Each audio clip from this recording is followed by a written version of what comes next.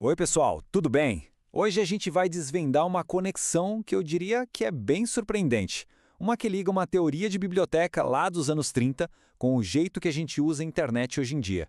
Pode parecer uma pergunta meio sem pé nem cabeça, né? Mas olha, a resposta para isso revela a base, o segredo, digamos assim, de quase toda a tecnologia de busca que a gente usa. Então, bora mergulhar nessa história. Quem nunca passou por isso, né? Ficar clicando em 1 milhão de pastas tentando achar aquele arquivo específico. É uma frustração que todo mundo conhece. Sabe, um arquivo, um e-mail, uma foto, ele só pode estar em um lugar. E se a gente não lembra qual é a bendita pasta, já era, está praticamente perdido. Esse sistema super rígido é a raiz de um problema de organização que a gente nem percebe que tem. E o problema é o seguinte: a informação raramente cabe numa caixinha só. Pensa só, um e-mail de um projeto. Ele é sobre o cliente A? Ou sobre o projeto B? Ou é sobre o prazo C? Na verdade, ele é tudo isso ao mesmo tempo. É uma coisa multidimensional. E por muito, muito tempo, os nossos sistemas digitais simplesmente não conseguiam lidar com essa realidade. A abordagem mais antiga, essa tal de hierarquia rígida, funciona tipo uma árvore genealógica. Cada coisa tem um único pai, um único lugar de onde vem. Mas a classificação facetada, bom, ela vê a informação como uma rede. Um item pode estar conectado a vários outros ao mesmo tempo por causa dos seus diferentes atributos ou facetas. Pensa num sapato, por exemplo. Ele pode ser classificado por tamanho, por cor, pela marca, pelo material, tudo de uma vez só. E a pessoa que sacou isso pela primeira vez, que decifrou esse código, não foi nenhum programador do Vale do Silício, não. Foi um bibliotecário e matemático lá da Índia. Imagina o cenário. Lá nos anos 30, esse bibliotecário e matemático indiano, o S.R. Ranganathan, tinha um problemão: organizar uma biblioteca universitária que não parava de crescer. Ele logo percebeu que tentar listar todos os assuntos possíveis era uma batalha perdida. Ele precisava de um sistema novo, um sistema que fosse flexível, que se adaptasse. E foi aí que ele criou o que chamou de classificação de 2 pontos, ou Column Classification. A sacada principal da ideia dele era a análise de facetas. Em vez de criar um monte de categorias fixas, ele falou: e se a gente desconstruir qualquer assunto nos seus componentes mais básicos? Isso permitiu que a organização fosse construída de baixo para cima, sabe? De um jeito muito mais dinâmico. E olha só que interessante essa citação. A parte-chave aqui é diversos pontos de vista. Pensa num livro sobre, sei lá, agricultura de trigo na França no século XIX. Antes, ele ia ficar parado lá na prateleira de agricultura e pronto. Com o sistema do Ranganathan, não. Ele pode ser encontrado por quem pesquisa sobre trigo, por quem pesquisa sobre a história da França ou por quem está estudando o século XIX. Faz todo sentido, né? E para deixar o sistema dele universal, Ranganathan bolou 5 categorias fundamentais que ficaram conhecidas pela sigla PEST. Personalidade é a coisa principal, a essência do assunto. Matéria é do que é feito. Energia é a ação, o processo. E espaço e tempo, bom, são exatamente isso, espaço e tempo. Com essas 5 facetas, ele acreditava que dava para classificar qualquer coisa no universo. E é aqui que a mágica acontece, onde o abstrato vira algo concreto.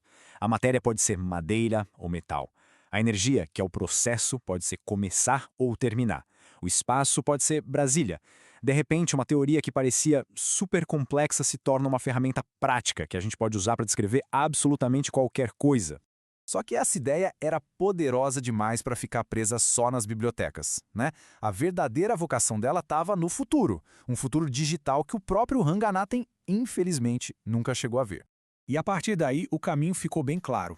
A teoria do Ranganathan inspirou um grupo de pesquisa no Reino Unido, o Classification Research Group, e eles lá em 1955 fizeram uma declaração que foi quase uma profecia, uma que nos leva diretamente para o mundo de hoje. Preste atenção nessa parte. A base para qualquer sistema de recuperação de informação. E eles incluíram os futuros sistemas eletrônicos. Isso foi basicamente a ponte que conectou a biblioteconomia clássica com a ciência da computação, que mal estava nascendo naquela época. É isso mesmo, eles estavam, sem nem imaginar, descrevendo a arquitetura da internet, dos motores de busca modernos, décadas antes de qualquer uma dessas coisas existir. E agora a gente chega no ponto principal. Vamos pegar essa teoria antiga e conectar com o nosso presente. Ver como ela, no fundo, alimenta a busca do Google, o e-commerce da Amazon e todo o SEO que estrutura a web hoje em dia. A primeira grande aplicação digital disso, os filtros de e-commerce. Sabe, a tal da navegação facetada? Quando a gente está comprando online e filtra por tamanho, cor, marca, a gente está usando a teoria do Ranganathan na prática. Cada filtro desses é uma faceta que ajuda a gente a encontrar exatamente o que procura. Mas olha, a influência vai muito, muito mais fundo, especialmente no jeito que o Google funciona hoje. O SEO moderno deixou de ser só sobre combinar palavras-chave, o que a gente chama de strings de texto. Agora, o foco é em entender coisas, ou seja, entidades do mundo real com seus próprios atributos e relações. É a mesma lógica daquele sapato com cor, marca e tamanho. A web de hoje não é mais uma coleção de documentos guardados em pastas. É uma imensa rede semântica. E nessa rede, os nós são as entidades, tipo SR Ranganathan ou classificação facetada. E os links não são só hyperlinks, são as relações que conectam essas coisas. Tipo, a relação é o criador de. Sabe quando a gente busca alguma coisa no Google e aparece aquela caixinha do lado com fotos, datas, informações? Aquilo ali não é um resumo de uma página qualquer. Aquilo é um nó do grafo de conhecimento do Google. O buscador entendeu a coisa que foi pesquisada, a entidade, e não só as palavras que foram digitadas. Então, no fim das contas, a nossa busca é uma grande rede. E isso muda tudo. E essa é a grande virada de chave. Uma página da web não pertence mais a uma pasta. Ela ocupa um lugar, um nó, numa teia semântica gigantesca e é definida pelas suas muitas facetas. A organização deixou de ser sobre hierarquia e passou a ser sobre relações.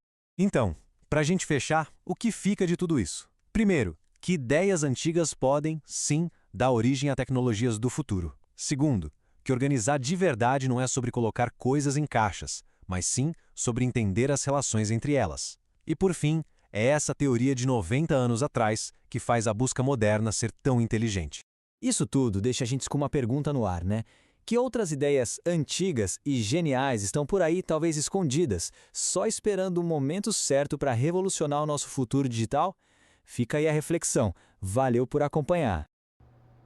Esse conteúdo que você acabou de assistir faz parte do curso SEO Semântico, Fluxo de Trabalho Semântico, que eu estou preparando para você com muito carinho. Portanto, me siga lá no LinkedIn, no YouTube e fique por dentro dos próximos conteúdos e se prepare para o curso. Um abraço.